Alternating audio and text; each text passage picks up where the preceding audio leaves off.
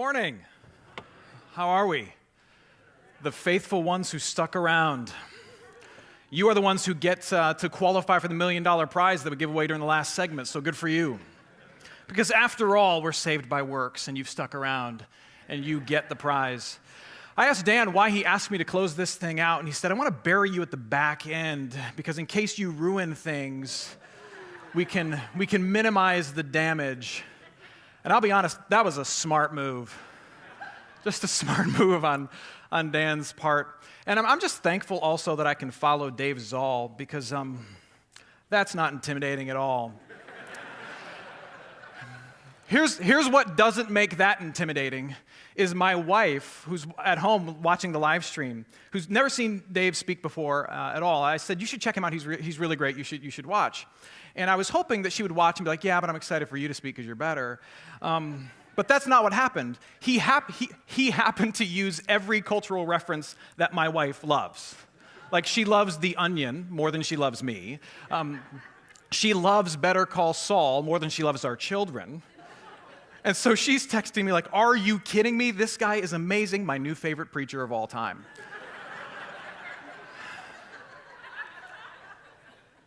So I'm leaving here really encouraged. So excited about this. Before I dive into what we're talking about this morning as we close things out, I want to just brag on my partner in ministry, Blake Flatley. I don't know if you know this, but Blake and I worked together in New York City. Blake led worship the last couple of evenings, and he did an incredible thing a couple of years ago when he left a very secure, better paying position at a larger church to come and hang out with us in New York City. And it's been a blessing to us to have him and his family do that. And part of the way in which he makes his ministry in New York City possible, because it's so cost prohibitive, is coming to stuff like this and selling CDs and shirts and all these things. He didn't ask me to do this. I'm doing this of my own volition. So I would like you to go to his booth after this and just give him a pay raise by buying as many shirts and as many CDs as you can, because that guy deserves it, and his music is really great. So thank you to him and Bill for leading us in worship. I'm thankful for both of you guys.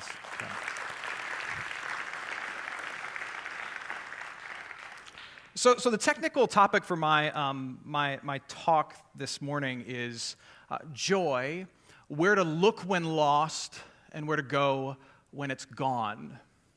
And I'm going to give you the punchline right at the outset. I'm going to tell you something that you already know, and in relatively short order.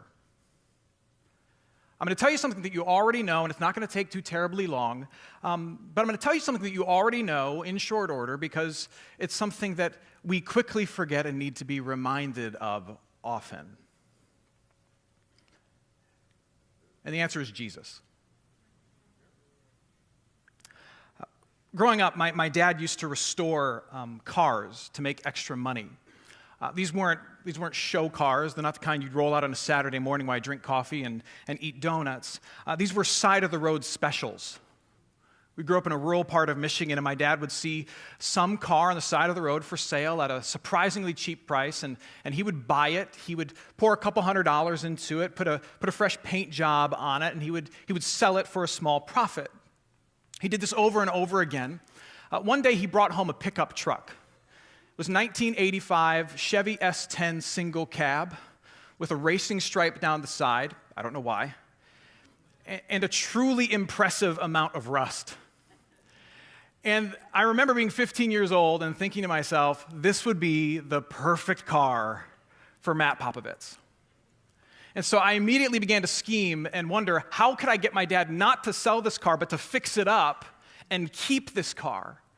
And so I began to build my case, and I remember climbing into the cab of this pickup truck and looking at the odometer and noticing that for a car that at the time was 10 years old, had a really low mileage on it.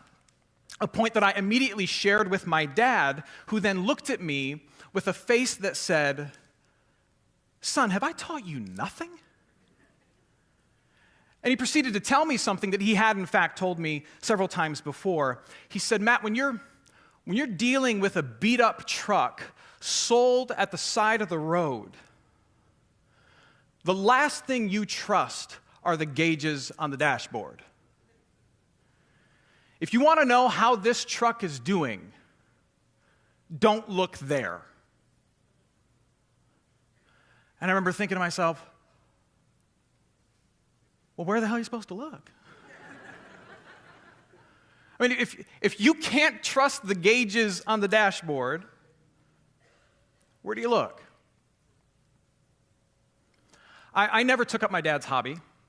I studied acting, and then I went into ministry and focused on a different type of roadside repair. Yet I often find myself and the people that I love and the people that I serve wrestling with that question I was wrestling with when I was 15 years old. If you can't trust the gauges to know how things are doing, where do you look?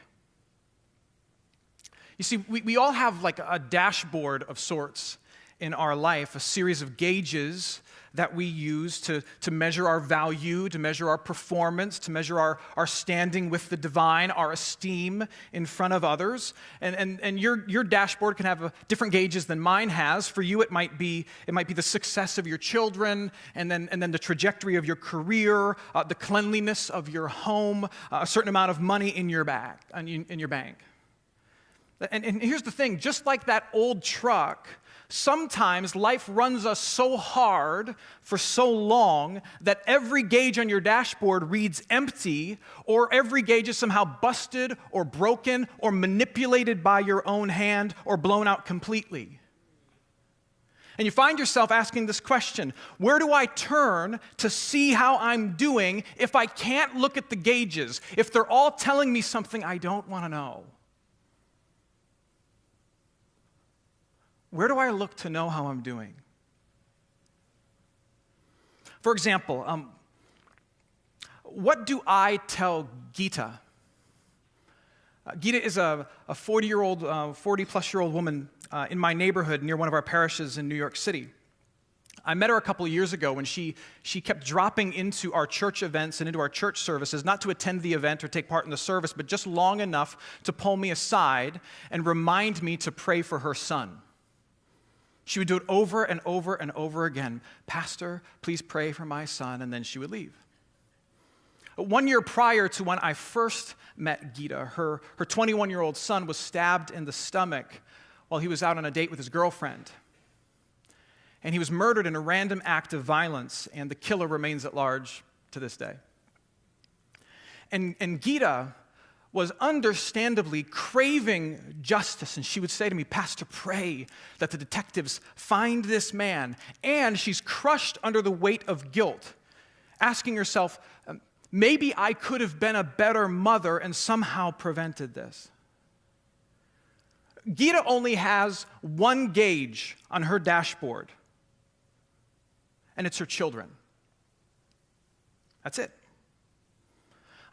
She works shift after extra shift at LaGuardia Airport to make sure that she gives her children and her grandchildren the essentials that they need. She judges her success as a mother, her worth as a human being, the goodness of God, based on how her children are doing. So where is she supposed to look when the one gauge that she has is not just empty, but it bled to death on a sidewalk in Queens? What am I, as a pastor, supposed to say to her? Well, God works all things for the good of those who love Him.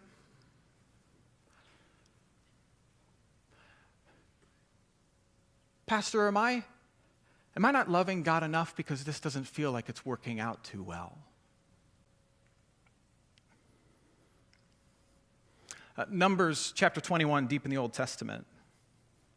The children of Israel, you may know the story, have been rescued from slavery, and at this particular point in the narrative, they are wandering. They've been wandering for some time. They've been eating manna for a good time now. They've been running short on water. They've been walking like crazy.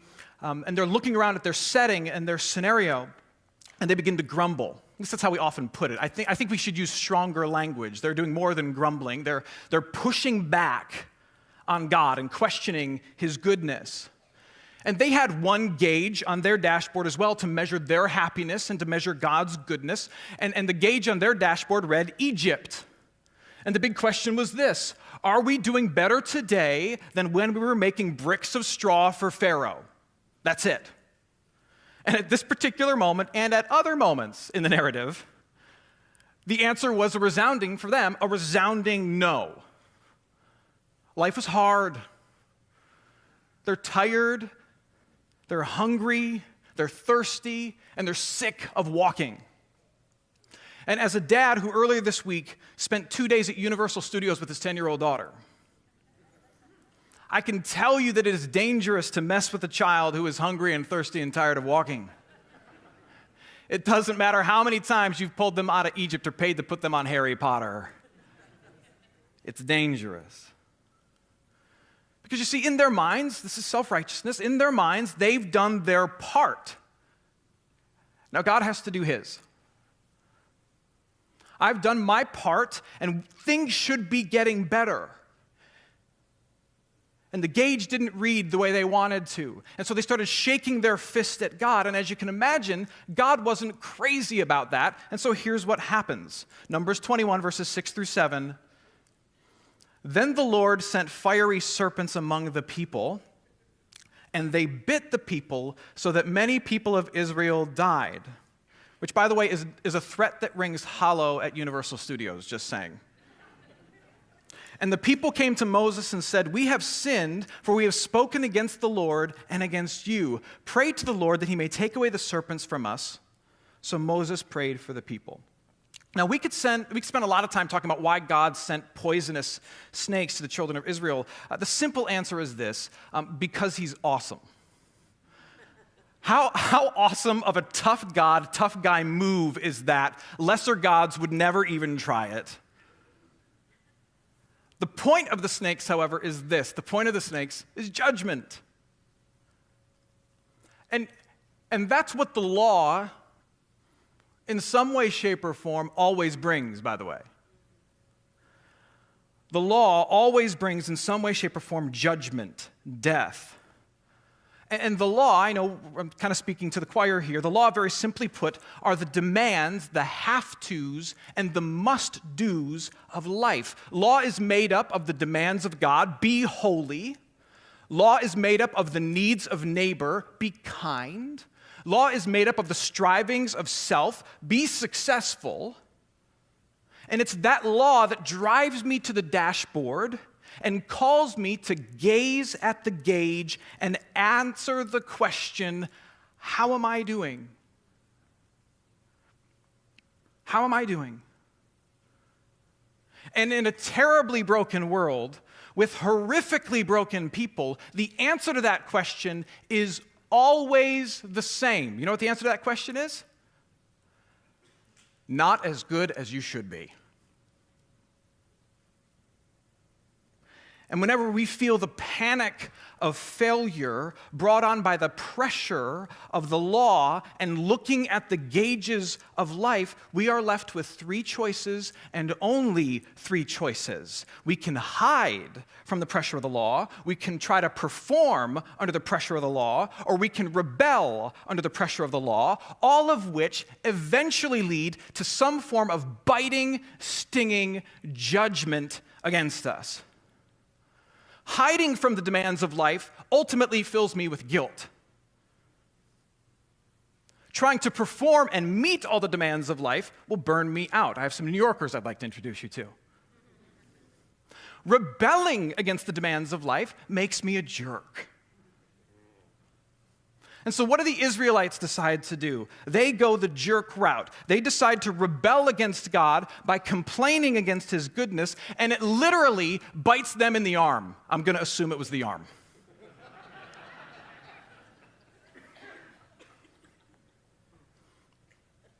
You've been there. You might be there right now. I was there last week. Maybe you're a church leader and your church is failing according to all the typical metrics, all the gauges on the dashboard, and you've convinced yourself that the problem is that you don't do enough, so you're just going to try and do more. Let me know how that works out for you. Or your marriage is a mess and it's marked with coldness and distance, and you've decided that it's no longer your problem, it's your husband's problem. So you're just going to hide out and make him worry about it because you're done. Or your kids have wandered from the faith, and you're thinking, damn it, I did my part. I drove those kids to church, I prayed with them before bed, and now you know what? I'm not going to church. I'm not going to church till God acts, till God does something. You know what Gita did? Gita worked, and she labored after her son was murdered. She didn't take on more hours at LaGuardia. She's maxed out there. No, she worked in here. And she worked in here. She racked her brains and she wrung her hands trying to figure out how she could have prevented her son's death, how she can find his killer, how she can redeem it all for good, and the pressure of it all is doing to her what the man who's yet to be identified did to her son. It's killing her. And that's what it always does. Matthew O'Reilly is an EMT worker in Suffolk County, Long Island, my part of the world.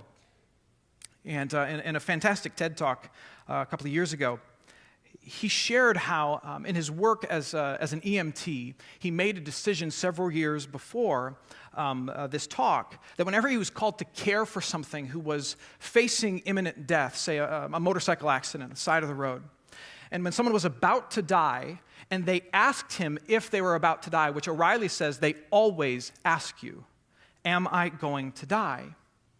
That after years of lying to them or avoiding the question, he decided one day that he was going to tell them the truth. Yes. And then from that moment on, he's told everybody the truth. If they're going to die and they ask, he tells them yes. And what he's found, he said, is two amazing things happen. Number one, he said everyone immediately accepts the reality. He's seen very little panic, very little anger at the reality of death. They accept it. And then to a person, regardless of background, to a person, they follow up that acceptance by expressing regret, by confessing guilt. As they lay dying on the side of the road, they articulate a desire for forgiveness. He said, in his experience, all of them. Why is that? It's because we all feel the demand. We all spend our life looking at the dashboard, and in the final moments, we are forced to admit what we can no longer fight against or hide from, and there's no longer any time to try and perform. We can no longer hide from the fact that things are not, and we are not, as we should be. And so we confess. And that, to me, brings me back to the question at the very beginning. If that's where looking at the gauges of life always leads us, then where in the hell should we look? Back to Numbers 21. And the people came to Moses and said, "We have sinned, for we have spoken against the Lord and against you. Pray to the Lord that he take away the serpents from us." So Moses prayed for the people, and the Lord said to Moses, "Make a fiery serpent and set it on a pole, and everyone who is bitten when he sees it shall live." So Moses made a bronze serpent and set it on a pole, and if a serpent bit anyone, he would look at the bronze serpent and live. Again, this is such an awesomely strange moment. And there's a lot that could be said here. But here's what's happening. By ordering the serpent placed on the staff, God is giving his people a new place to look. He's giving them the opportunity, a chance to place their faith in something other than their circumstances, specifically to place their trust in his words. Look at this and live. And by placing that serpent on a pole, forcing them to lift their eyes off of their lives, their hearts and their hands, it's as if God is saying, looking at yourself and your setting as a measure for my goodness is what drives you to despair and presses you deeper into the sting of human failure. Lift your eyes up off of your efforts, your setting, your money, your friends, your followers, and gaze instead on what I, your God, place before you, no matter how weird it is.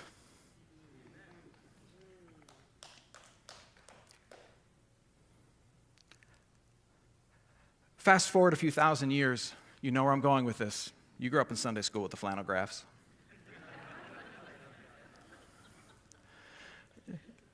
Jesus is preaching to a Jewish leader named Nicodemus. And he's trying to help Nicodemus grasp who he is and what he came to do and who he came to be. He's trying to help Nicodemus have an aha moment, and he quotes something that Nicodemus would understand. He quotes the Torah, the part that we call Numbers 21, and this is what Jesus says in John 3:14. As Moses lifted up the serpent in the wilderness, so the Son of Man, and I picture Jesus with a giant thumb pointing at himself, so the Son of Man must be lifted up, that whoever believes in him may have eternal life. Do you see what Jesus is doing here? I'm telling you something you already know. Jesus is setting himself up as the sight for sore eyes and weary souls. When you are crushed under the labor of law and every gauge says work harder, every gauge reads, you're a failure. When things you use to measure success in life are so broken that you can't tell whether you're lost or found, whether God is good or bad, when you've been bitten by the brutal judgment of life's demands, Jesus is saying, I've come to be the one that you look to. Lift your eyes off of that and place them on me. And when we look to Jesus, lifted up, what will we see? Jesus says, you are going to see me lifted on a cross, bleeding for your failures. You're going to see me crushed for every crime. You're going to see me struck to secure your salvation. He's saying to Nicodemus, the Father is about to lift something crazy in front of you, Nicodemus. Look at it. Look at it and live.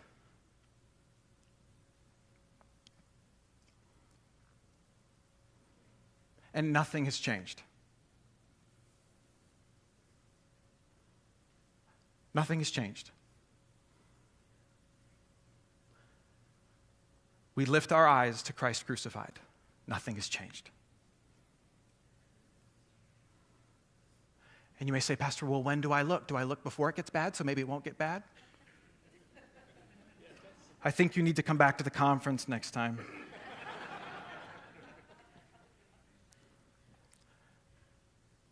It's bad now. We look now, we look today, we look at this moment where nothing is as it should be. And here's the big crazy secret that nobody will tell you, but this conference is all about. Those are the only kind of moments that exist. We lift our eyes to Christ crucified as our marriage is falling apart. We lift our eyes to Christ crucified as our kids are rejecting the faith. We lift our eyes to Christ crucified, this crazy thing put before us as we stand in the mud, as we are covered in failure, and based on what we see him doing, we believe not that we can be saved from this mess, but in defiance, direct defiance of every measure and every metric of our progress, we confess that we are saved in the middle of the mess. To be a people saved by grace through faith alone, apart from works, is to believe that you are also saved despite your feeling today and your circumstance tomorrow. And any take on the Christian faith that encourages you to examine yourself, to assure yourself, will only drive you to despair with what you relentlessly find in yourself. And so we lift up our eyes to the bloody and crushed Christ in your place, on your behalf, to know that today, no matter what you feel, what you've done, or where you are, you belong to the Father and you are beloved for eternity. That's what we do. My daughter is here with me today. She's been with me all weekend, and we have this ritual at our house. It's just between the two of us that started when she was an infant. I don't know what the inspiration was for it, but it just started when she was a baby.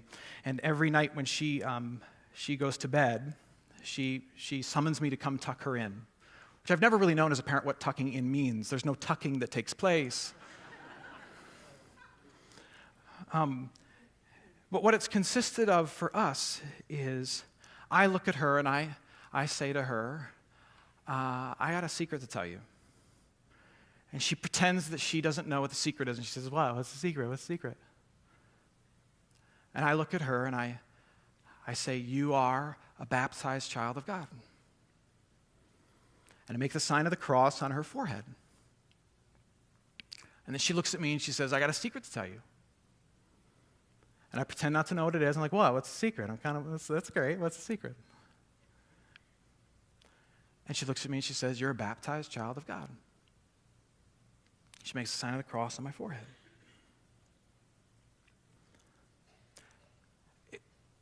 It's cheesy. It's a way for me to lift Christ before her eyes.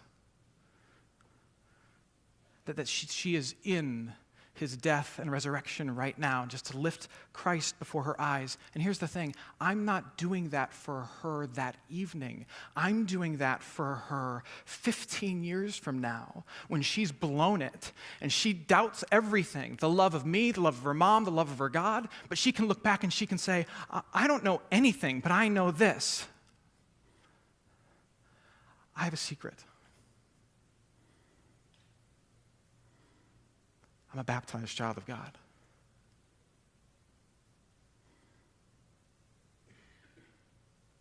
That's why we do that in our house.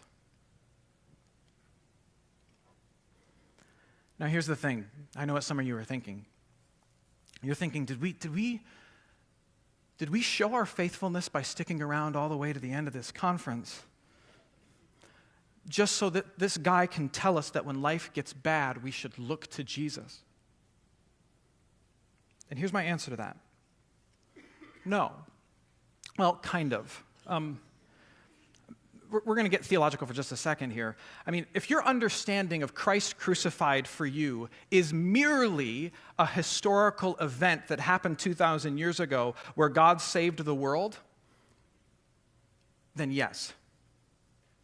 I guess all I have to offer you, if that's your understanding of Christ crucified for you, is something that happened in the past 2,000 years ago, all I have to offer you is an intellectual exercise. When life gets bad, think about that. Change the channel of your heart to Jesus. But have you considered that Christ crucified for you is more than a moment in human history? Are you open to the idea that Christ crucified for you to gaze on, to look at, and to live is an ongoing, tangible, personal thing that God is still doing to you? Let me explain. We often lose sight of the distinction between the objective and subjective work of God. The objective work of God, objective salvation, objective justification, is what God did through Jesus Christ crucified for the world in the past. And that's good. Subjective justification, subjective salvation is what God is doing through Christ crucified to us to you in the present. Objective justification is when God reconciled the world to himself in Christ Jesus, and the world is forgiven of its sins through Jesus Christ. And that's a very good thing. Subjective justification is when he connects people to that forgiveness that is theirs. Subjective justification is when he connected you personally, publicly, supernaturally to that reconciliation, to that forgiveness in your baptism.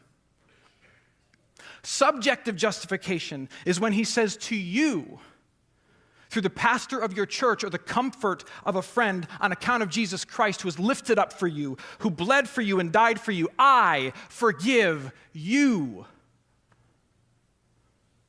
Subjective justification is when you come to the table broken down by the demands of life, ready to hide, to rebel, near dead from the pressure of performing, and the pastor raises the bread and the wine in front of your eyes and does a really weird thing. He says, take and eat, Christ given for you right now. Subjective justification is when you limp into the body of believers barely holding on. Your faith is flailing. You don't know what you believe or what you should say. And the voices of the body of Christ proclaim to you and for you the creed, the objective truth of what took place in our world. He was crucified, dead, and was buried. He descended into hell, and the third day he rose again. They say it for you and to you. Subjective justification is when God confronts you with the cross over and over and over again in tangible, audible, physical ways. He assaults you with grace so that over and over again, you who have been crushed by the demands of life might be brought back to life through the actual and unrelenting love of God in Jesus Christ that is lifted before your actual eyes, not merely reflected upon in your heart. Where do you look when the gauges are no good? You look to Christ crucified, but not just in here. No, some of you, the biggest problem with your faith is that it's all in your head. And you can say, well, Matt, I could look at Christ crucified without a church, and I'm just going to call BS on that. This is where Christ insists on being found, so that he can be lifted up in front of actual eyes and he can give tangible gifts that you truly need. And as a side note, you can try to have church by yourself, but you're going to end up hating the preacher and the parishioners there too.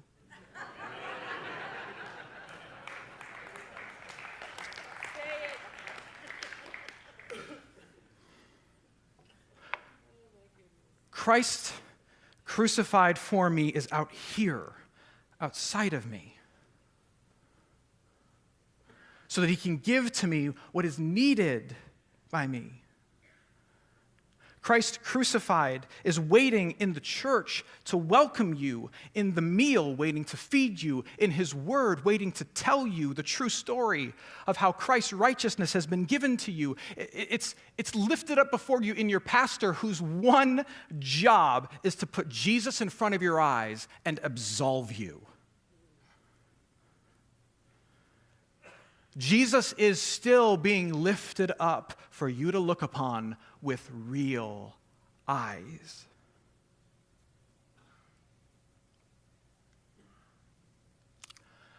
I live in New York City, and a couple of weeks ago, a friend of mine reminded me of something really interesting and beautiful. We were talking about some of this stuff, and he shared with me an illustration that he'd been using, and so I stole it. On the east side of Rockefeller Plaza in New York City, there's a giant statue of Atlas. If you've been in New York City, walked on Fifth Avenue, you've probably seen it, taken a selfie in front of it. You're one of those people. Atlas, you might recall, is the Greek titan who was condemned by Zeus to uphold the sky, often depicted as carrying the weight of the world on his shoulders. And what's interesting is that the statue of Zeus sits at the base of 30 Rock, which is the symbol of success and status and influence, especially for New Yorkers. So you get the sense if you go stand underneath Atlas that he's not only carrying the weight of the world, but he's carrying all of the symbols of success and status in New York on his shoulders. What's fascinating to me is that if you stand directly behind Atlas, and I've done this, it's really interesting, you can see as his knee is buckling what he's facing.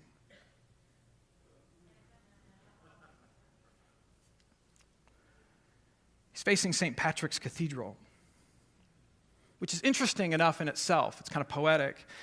But if you walk inside of St. Patrick's and you head to the back and you stand behind the altar, you find another statue that's directly in line of Atlas, but it's hidden behind the altar. It's a statue of Christ as a child. And the world that's on Atlas's shoulder is being held in one hand by Christ, and he's making a sign of peace with the other.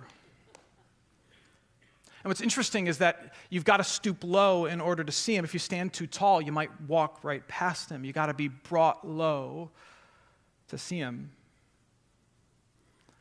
And together, the two statues speak a powerful truth of just how life works and where hope comes from. You will be crushed under the demands of life, under the weight of your world. You will be brought low, but in our weakness, in our lowest point, we lift our eyes, and we don't have to lift them high because what we're looking at is low like us. What do we find? We lift our eyes and we see Christ, weak for us, holding the world that wears us down in his one hand and offering us peace in the other.